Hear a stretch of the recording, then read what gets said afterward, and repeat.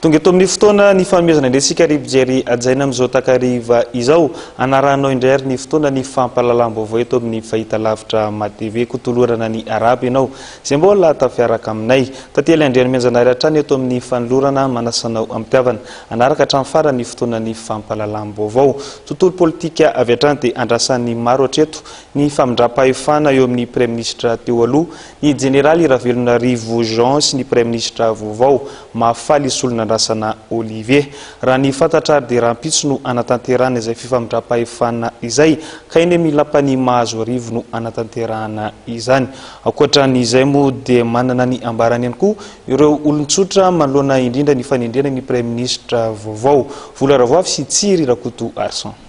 Rahampitso manomboka amin'ny sivy eny amin'ny lampany Mahazo Arivo no anatotosana ny lanonana famindram-pahefana eo amin'ny premier ministre teo aloha ny jeneraly Ravelonarivo Jean sy ny premier ministre vaovao mahafaly solona andrasana Olivier mandritra ny lanonana tanterahana rahampitso io no amoahan'ny premier ministre vaovao ny lahara-pahamehana amin'ny asa ho totosain'ny gouvernement tatariny mikasika izay asa ho totosain'ny gouvernement izay dia mananeviny ny olon-tsotra. Amiko manokana aloha ihany raha mitondra tombotsoa le fanovana dia ilaina fa raha mbola ihany tsy ilaina le fanovana. Le olona fotsiny no misolo fa ny zava-bita tsisy. Ny fanatsarana hitako zao eo amin'ny sosialy zao aloha ny olona zao efa mijaly amin'ny vidim-piainana moa ny asa tsy misy any le olona lasa manao foana daholo. Vana ny 5 barato amberivo tsy misy voaniko eo ihany no tsy arakaraka le filazana ho an'ny olona le zavatra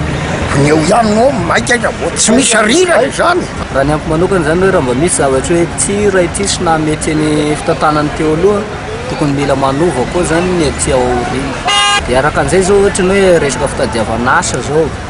hoe mampizaly anay tanora misy zany momba zany hoe na hoe hiasa anao zany ara-bola vao tafiditra. Misy koa nefa anao na dia manao fandaniana misy tanteraka koa ny tanjona na dia hoe misy fandaniana. Arak'izany miandry ary manantena fanovana eo amin'ny fomba fitantanana amin'ny fomba fiasan'ny gouvernement ny olon-tsotra anontaniana. Ho azy ireo dia tokony hifantoka kokoa amin'ny fanatsarana sosialim-bahoaka toy ny famorana ny asa, famahana sy fandriam-pahalemana ny asan'ny gouvernement vaovao tarihan'Andriamatoa mahafaly solona andrasana Olivier.